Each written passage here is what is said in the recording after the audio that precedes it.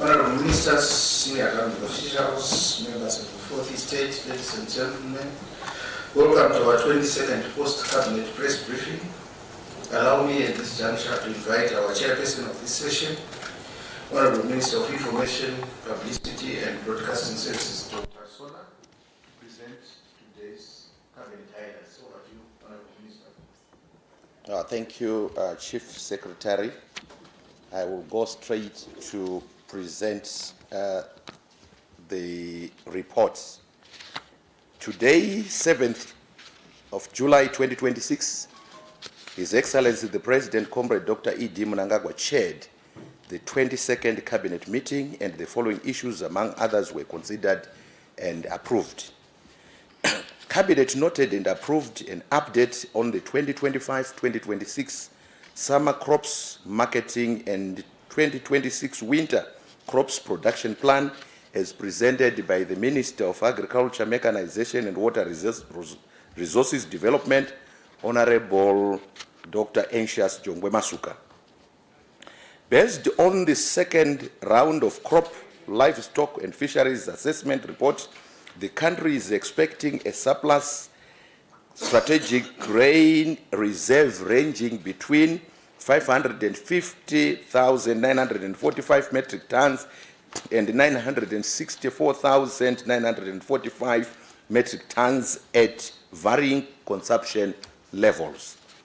Government stocks held at the Grain Marketing Board as at the 1st of July 2026 stood at 194,142 metric tons, and the Grain Marketing Board also holds a total of 67,929.59 metric tons of third-party grain stocks since the powered silos, which capacitated the entity to provide commercial storage services directly or through the warehouse receipt system.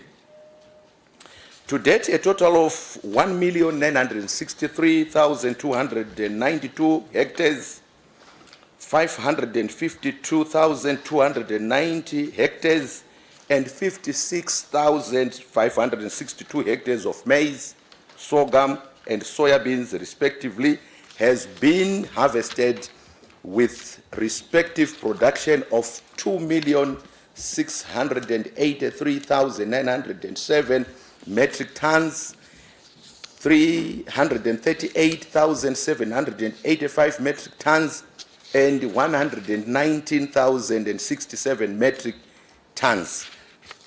Cabinet advises that as at the 1st of July 2026, a total of 260,444 metric tons of crops comprising maize, soybean, sorghum, and sunflower had been formally marketed, compared to the 148,134 metric tons marketed at the same time in 2025, translating to a 76% increase in the marketed crops.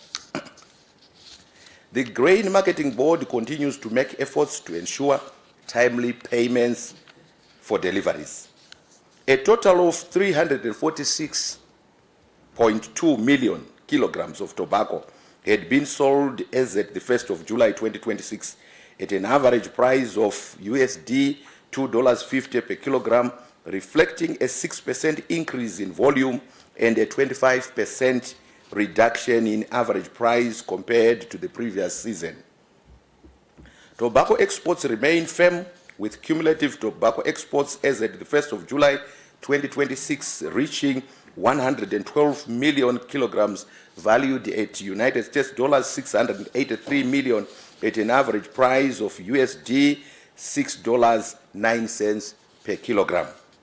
Wheat production is again expected to scale new heights after 133,048 hectares were planted during the current season, surpassing the targeted 125,000 hectares by 6%.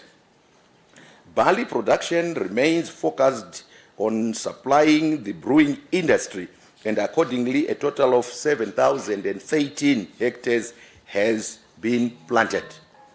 Meanwhile, a total of 243,850 metric tons of Irish potato production is expected from the 9,000 hectares planted. To date, 100,055 metric tons has been produced from 3,450 hectares at an average yield of 29 metric tons per hectare compared to the 26 metric tons realized in 2025. Cabinet approved the gastronomy tourism strategy as presented by the acting chairperson of the Cabinet Committee on Economic Development and Minister of Local Government and Public Works, Honorable Daniel Garwe. Cabinet highlights that gastronomy tourism has been designated a priority high-value product to accelerate Zimbabwe's transformation into a competitive and sustainable tourism destination by 2030. Zimbabwe's gastronomy has emerged as a transformative force in the global tourism landscape, positioning the country as a hub of traditional culinary excellence. Rooted in Ubuntu, the tradition of sharing meals is a symbol of care and hospitality, uniting communities and generations. Gastronomy tourism presents a practical and scalable pathway for delivering rapid socio-economic outcomes across communities and sectors. To this end, the Zimbabwe Gastronomy Tourism Strategy 2026 to 2030 provides a structured policy framework to guide the development, coordination, and institutionalization of gastronomy tourism across the tourism value chain.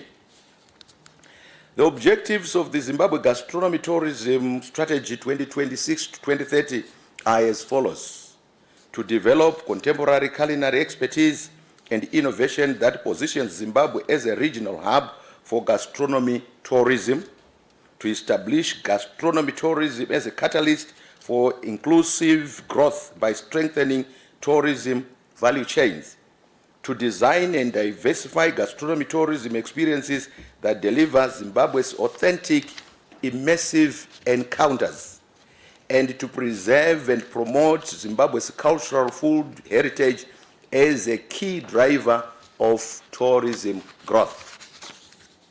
The guiding principles for the strategy include the following: culture and heritage preservation while fostering cultural innovation and experiences; inclusivity through empowering local communities, that is women, youth, and persons with disabilities, by creating pathways for small businesses, fostering partnerships among government, private players, and local communities to strengthen the gastronomy tourism value chain, and promoting gastronomy to drive economic growth for future generations, and integrating sustainable practices to develop Zimbabwe's gastronomy.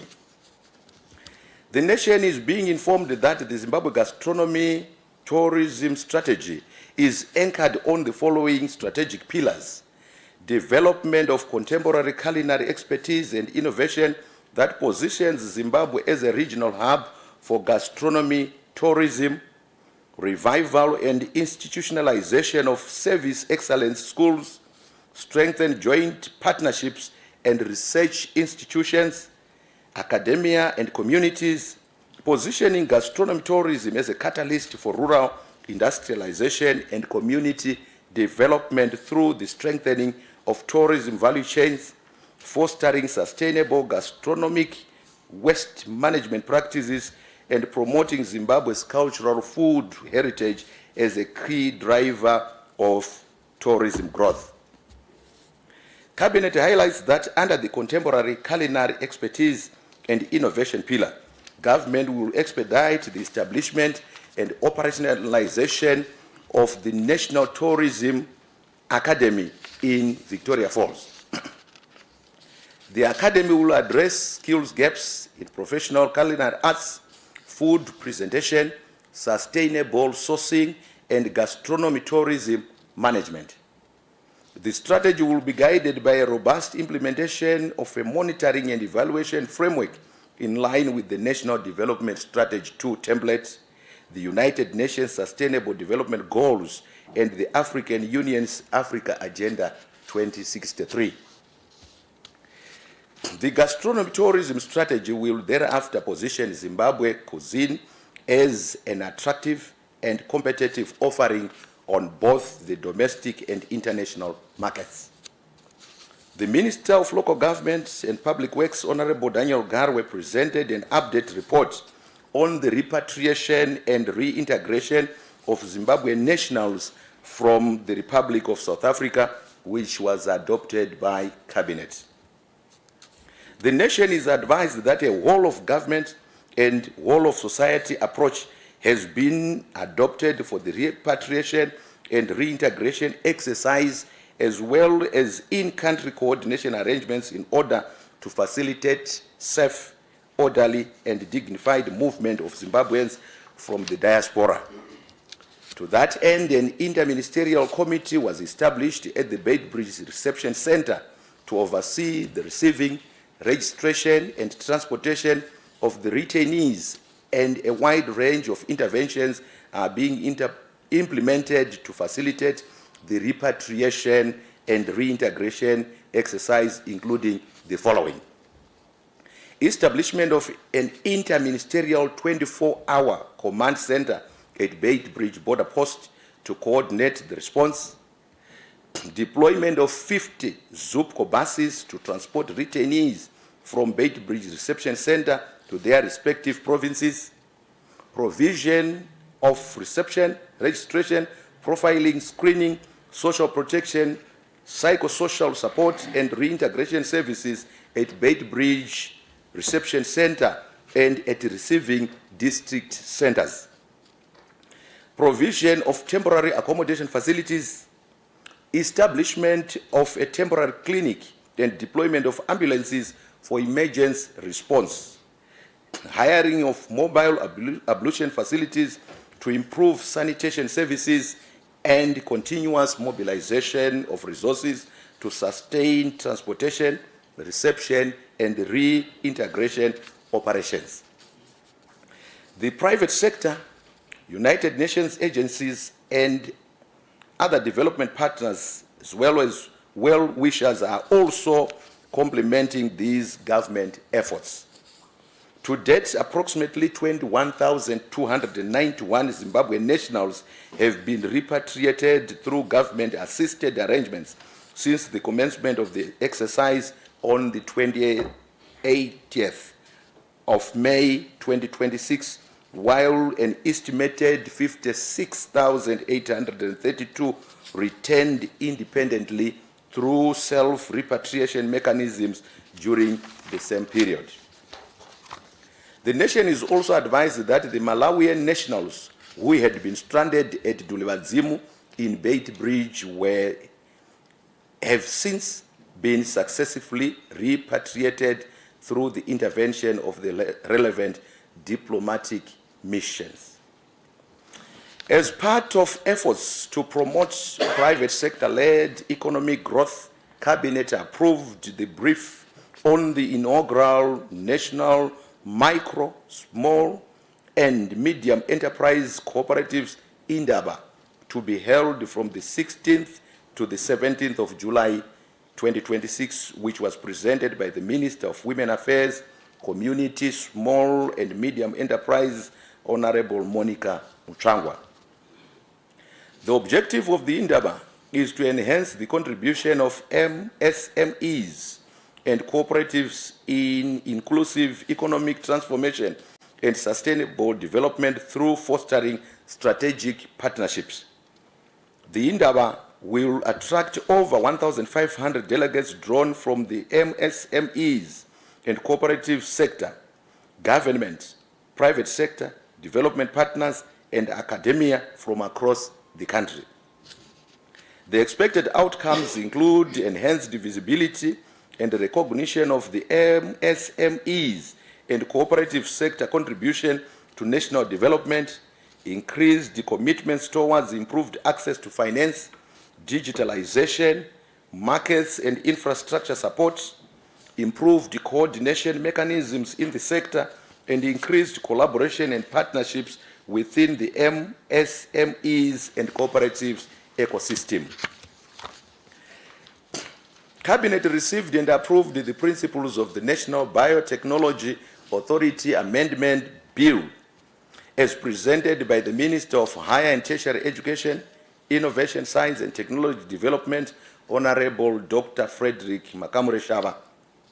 The bill seeks to amend the National Biotechnology Authority Act, Chapter 14.31, by expanding the scope of the Act in order to align the Act with the provisions of the Constitution of Zimbabwe and to include emerging biotechnologies. The amendments will also align the Act with Education 5.0 and strengthen the enforcement of the National Biotechnology Authority regulations, including through the introduction of civil penalties for which the authority can impose fines directly. The Minister of Foreign Affairs and International Trade, Honorable Professor Dr. Amon Murwira, presented the report on the SADC Virtual Extraordinary Summit of Heads of State and Government held on the 29th of June 2026, which Cabinet noted.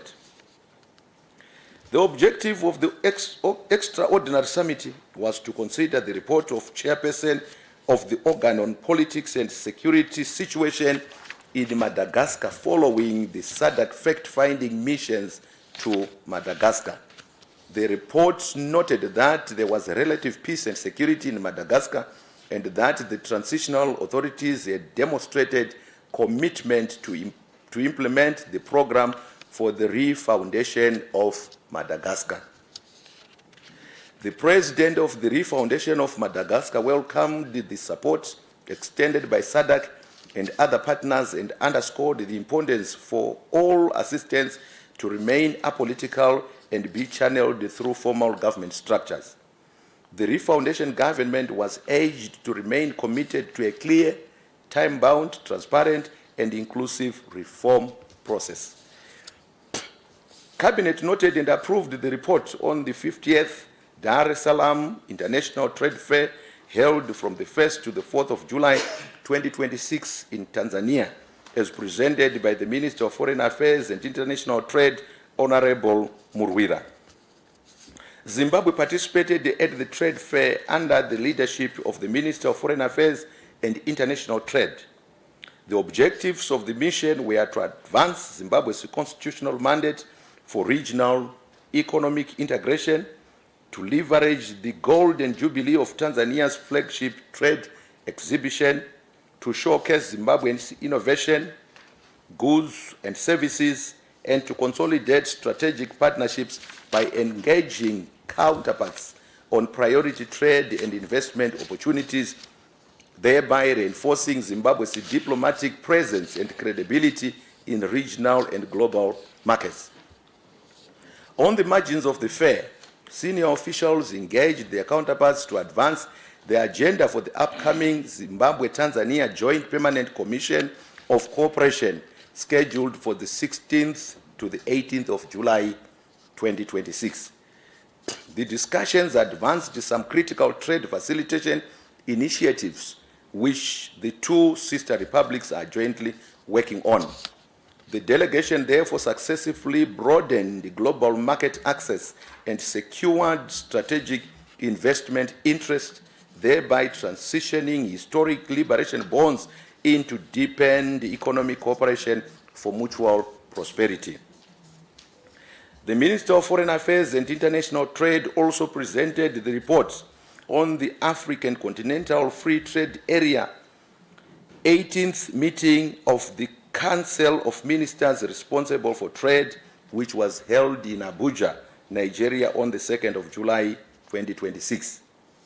The meeting advanced Zimbabwe's constitutional commitment to regional economic integration and fulfilled Zimbabwe's national obligations as a member state of the African Union.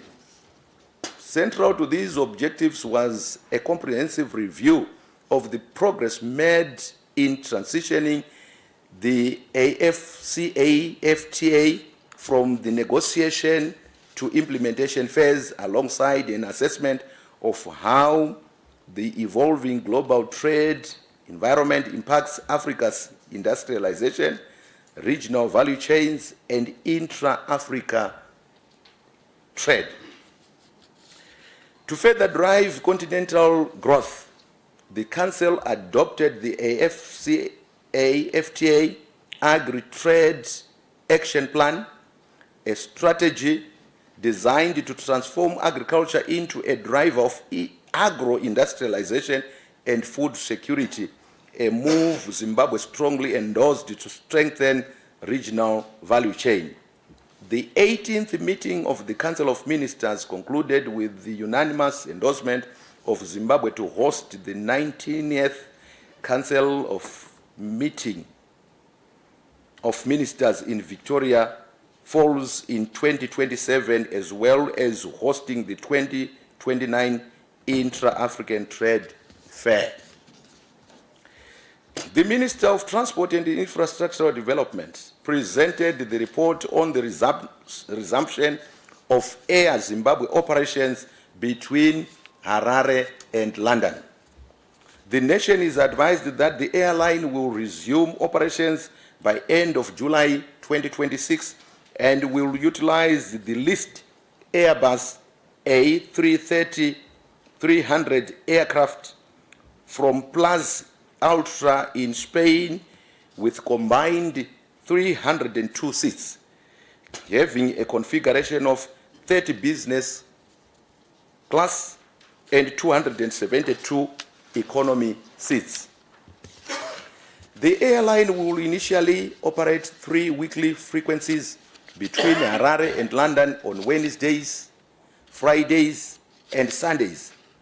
This positive outcome demonstrates the utility of His Excellency the President's engagement and re-engagement policy and is testament to his continued commitment to positioning Zimbabwe as a competitive destination. I thank you.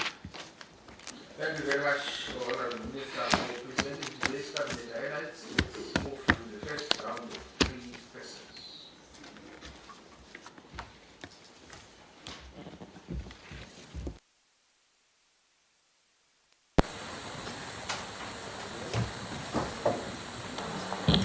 Thank you, Takuchi Mbakwe. My question goes to the Minister of Foreign Affairs regards the transition from negotiation to operationalization of the African Continental Free Trade Area. Where are we? Because, it's now the 18th meeting and it seems the negotiations are still going. Thank you.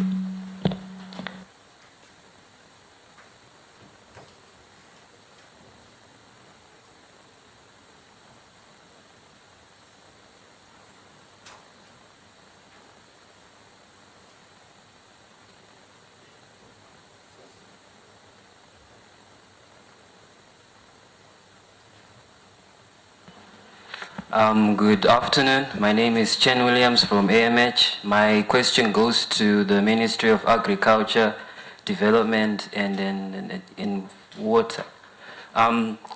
You mentioned tons, like metric tons. There was 550,000 metric tons at varying consumption levels. This is a high This is higher than as compared to last year. So what led to the production increase of crops, particularly in maize and wheat this year as compared to last year? Is it the implementation of AI and warehouse receipt system, or there's more to it? Thank you.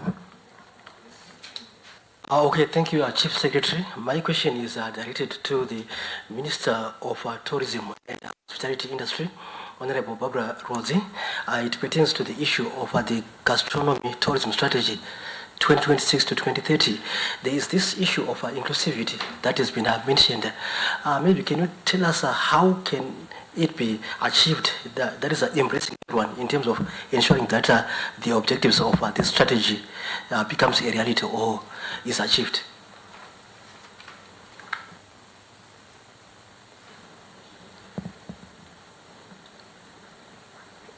Over to you, Honorable Minister.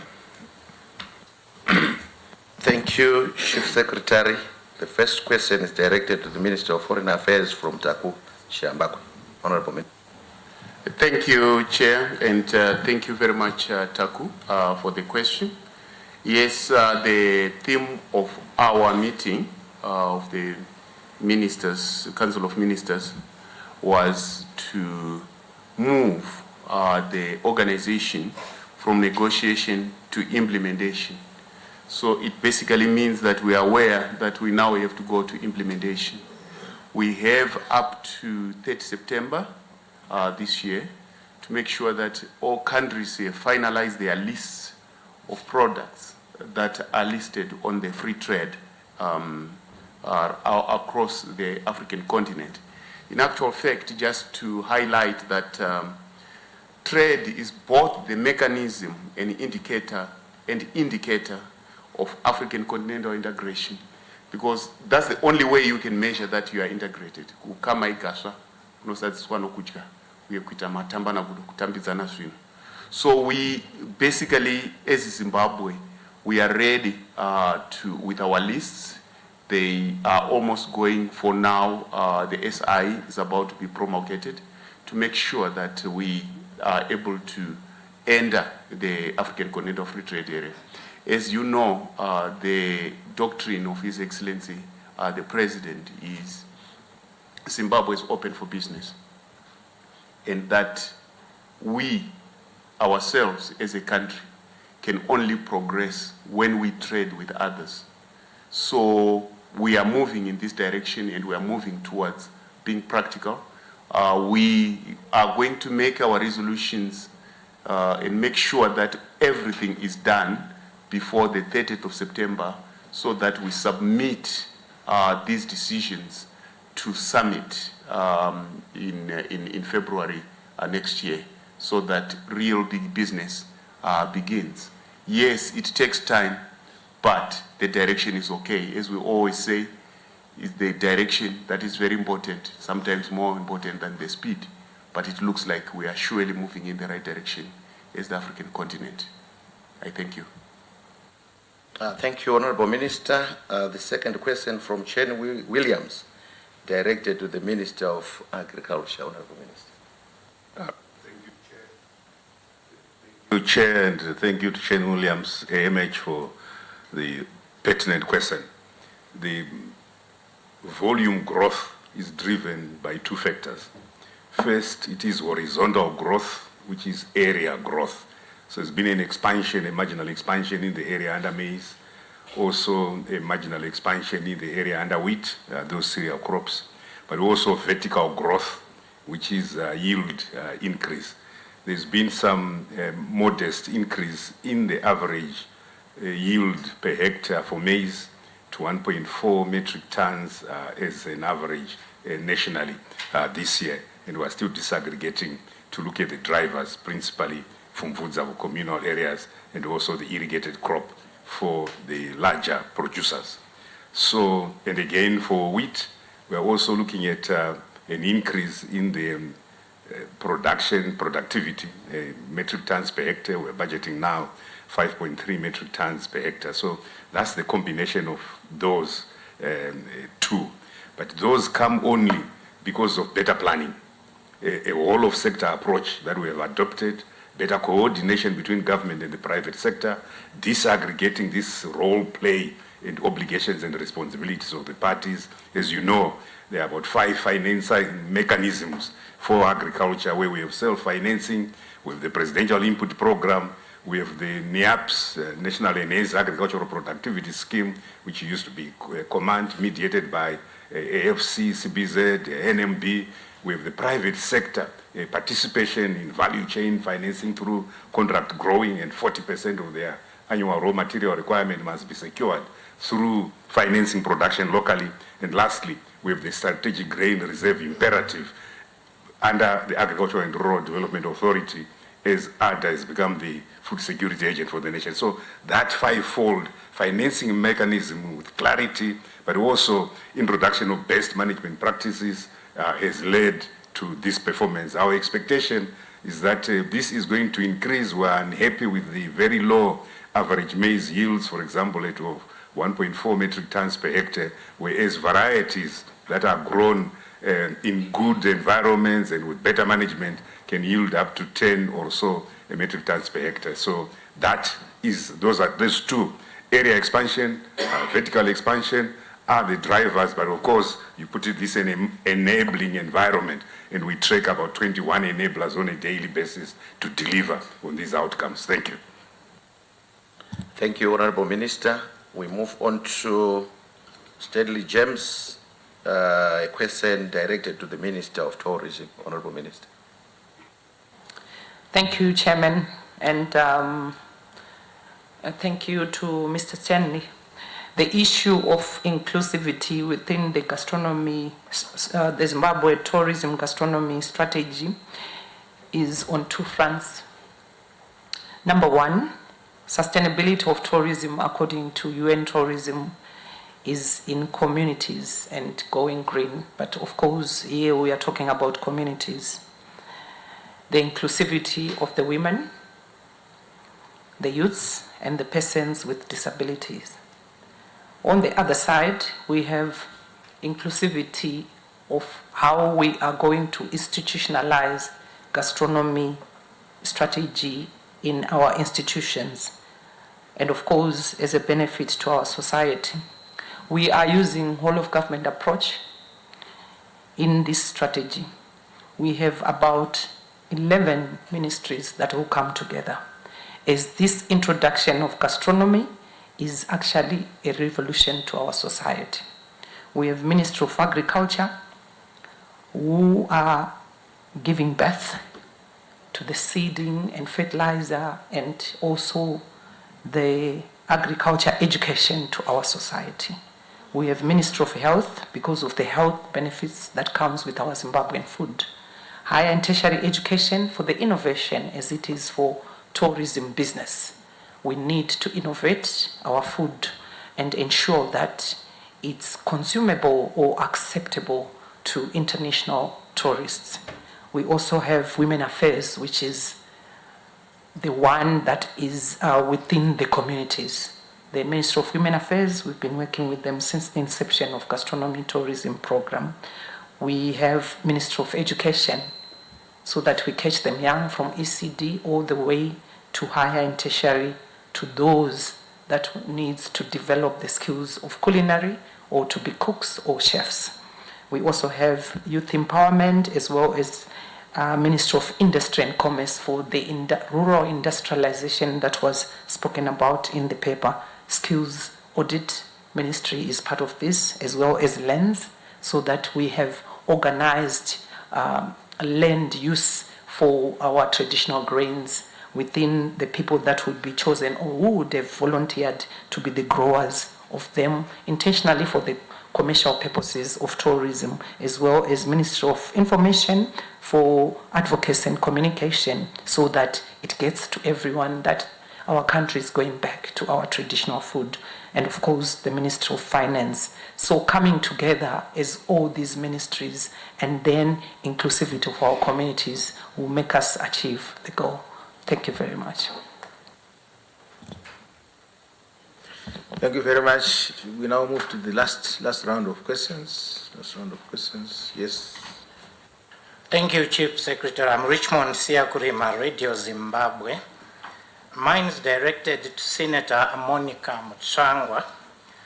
The SMEs Indaba is a welcome development, Comrade Minister, but it is coming at a time when we have witnessed intermittent fires that have destroyed SMEs infrastructure in Glenview 8 more than 3 times, in Mbare Musika, Siaso, and elsewhere. I don't know whether these SMEs, business people, are in any way insured to cover their properties against such eventualities, or it's going to come up in the next SMEs Indaba. I thank you.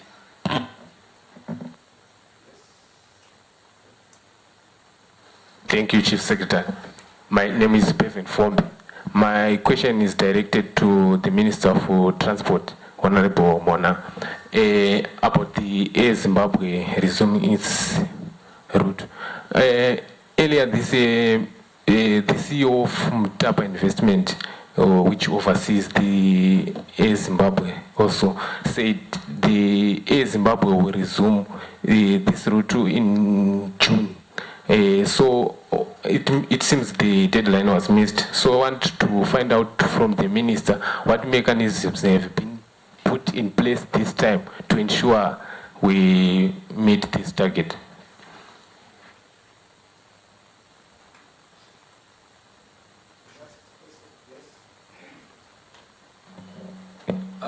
Mine goes to the Minister of Transport as well.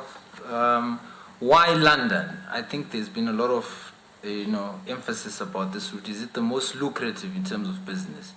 And then my last one goes to the Minister of SMEs, Senator Mchangwa. When you speak about your SMEs, we're looking a lot to do with access to finance as well as formalization. There's been a lot of talk about that. There is a lot of activity there, but it's not channeled in the formal route. So we are hit by taxes by your fellow finance minister, because people don't pay those taxes. So what's the plan even as you go into this endeavor? Thank you.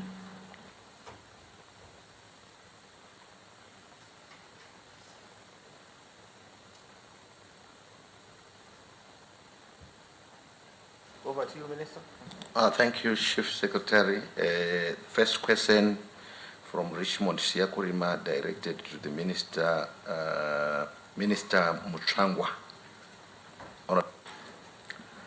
Thank you very much, Chair, and I want to thank Mr. Richmond Siakurima from Radio Zimbabwe for that very good question.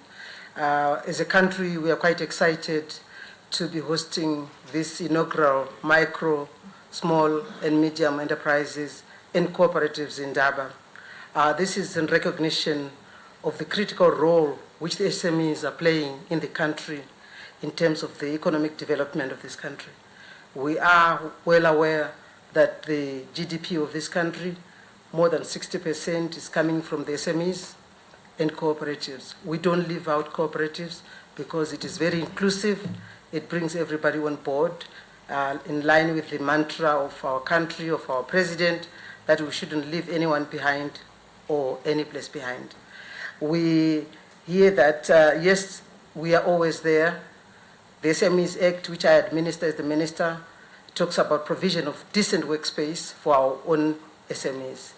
Our micro, which is our mothers who are selling right at the corner, a family business of 1 to 5 people.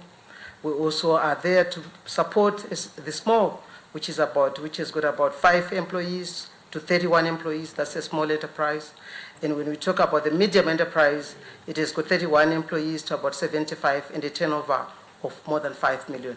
And that tells you that most of our companies, our Zimbabwean companies, are in that category. And as a government, we are working with everyone to make sure that we support them. What is very important for every Zimbabwean to know is that the SMEs in this country are very structured, are very organized. The Chamber of SMEs have been working very hard, especially through the success of this Indaba, where the President, His Excellency Dr. E.D. Mnangagwa, will officially meet them and officially open the Indaba. This is an opportunity to talk about the challenges, issues of market access, issues of access to finance. We know that what they're trying to do, our SMEs are very resilient under the circumstances where they operate. With the workspace, we continue as government working together with the whole government approach, especially the Minister of Local Government. We have seen us whenever there's a fire outbreak, whether it's at Glenview 8, or it's at Mbare. You saw that the President even went there. We provided decent workspace for our SMEs. This is a continuous thing, and that will not stop SMEs. SMEs are bringing food on the table. They are creating employment in this country. So we will continue to work with SMEs in terms of making sure that they have working conditions which are conducive to doing business. Do they have ablutions in place where they are working? Is there water? We all know that because of the sanctions which were illegally imposed on Zimbabwe, a lot of big companies closed, but our skilled people could continue. You go to Gazaland and see what is happening there, and we have been working together with even development partners, even corporate companies, to make sure that we provide, because these SMEs are producing products which actually feed into bigger companies. So yes, we will continue to look at issues which will stop these intermittent fires which we have been talking about. SMEs are very resilient, they haven't stopped. If you have seen what is happening already at Glenview 8, there's more workspace which is being provided and which is being built. Insurance companies will come on board on this Indaba to talk about these challenges. We will bring in academia to talk about these challenges. We want the Ministry of Finance, Zimra, for example. We want to talk about the tax issues.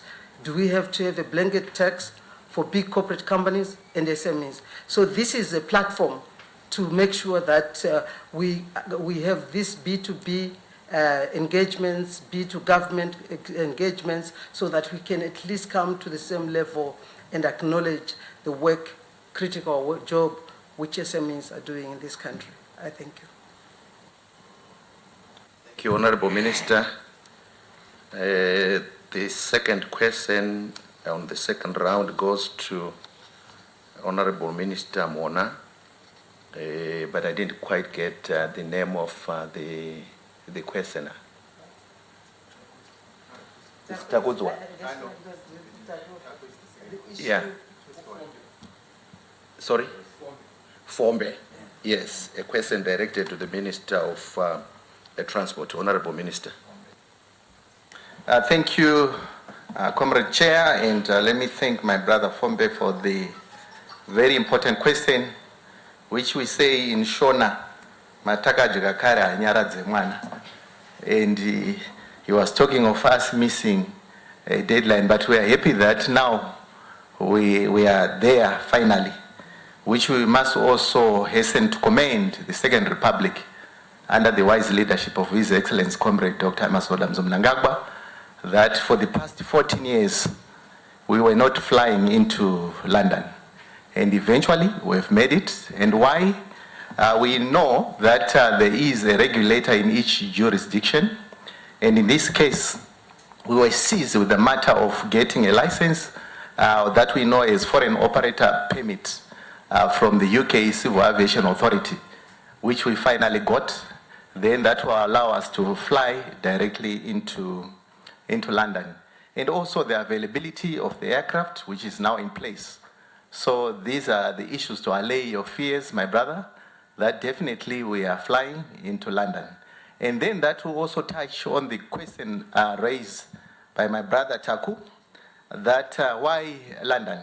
If you look at the architecture of our aviation sector, if you want to connect to Europe, there are a number of destinations, whether you're going through UAE, Jomo Kenyatta or Addis, where you need to connect then to or South Africa, just to mention a few, where you also need to connect to Europe.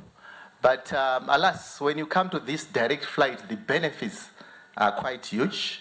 Where you fly 10 hours, you are having your dinner here in Harare, and your breakfast already you are in London. So you can see the connectivity issues and also the cost implications thereof. So you see that, yes, the route is very lucrative, and we are happy that we'll eventually increase the frequency. You heard that we'll be starting with 3 flights per week, and we believe that in the short term, we'll be having daily flights. But above all, to thank the environment, which is conducive. That's why we are also connecting, which buttresses the point of engagement and re-engagement as well, being championed by our great leader. Thank you. Thank you very much, Honorable Minister. Another question from Taku, directed to the Minister of SMEs. Thank you very much, Chair. And once again, I want to thank Taku for that very critical question. Actually, it's very important. In order to support these SMEs and cooperatives, for them to scale up production, there's really need for access to finance. And I want to say this is an area where we're working very hard, not just as government banks. We do have banks within our ministry, government banks, that is the Zimbabwe Women Microfinance Bank, and also SMEDCO. They've been doing their part. But with what the president has created in the country, where he has said, "Nyika inovakwa nevenevayo," we have seen so many people from all corners of the 10 provinces of this country raring to go. And as government, we are not able to satisfy that appetite of loans. And as such, we've seen a lot more of commercial banks coming on board, realizing the critical role which I talked about, that 60% of the GDP is coming from SME. We've seen a number of commercial banks in this country. They've opened women's desks in the banking halls. They've come up with special programs for SMEs, and they will be talking on that day. It doesn't end there. The Reserve Bank of Zimbabwe has come up with 2 financial institutions to just make sure that they bridge the gap of that financial gap which is there. They will be talking, commercial banks will be talking, African Development Bank is talking, because as SMEs, we have actually proved not just within the country, but outside the country, because most economies today, it's not just in Zimbabwe. I was in Russia recently at St. Petersburg, and it was all about SMEs. How can we support them? How can we digitalize them? How can we make sure that they scale up their production? How can we make sure that the standards of their products which they're making can match anywhere in the world? So these are the areas which we'll be talking about. And even the African Development Bank has come on board, POSB. I can mention a lot of banks who are advising. We need to talk about it. Whether it's Zimra, our SMEs will be interacting with Zimbra people. The importance of paying revenue to the government, that's the only way we can talk about all these big projects which are happening in our country. So this is really an opportunity where the SMEs can interact with the Minister of Agriculture and hear their challenges. They are producing the good food, which the minister here has been talking about. Do they have the right equipment from planting to harvesting and processing? So this is a platform where everyone will be able to talk, and it is good for the economy of our country. I thank you. Thank you very much, Honorable Ministers, for responding to those questions. We've come to the end of today's post-cabinet press briefing. Thank you very much. Thank you.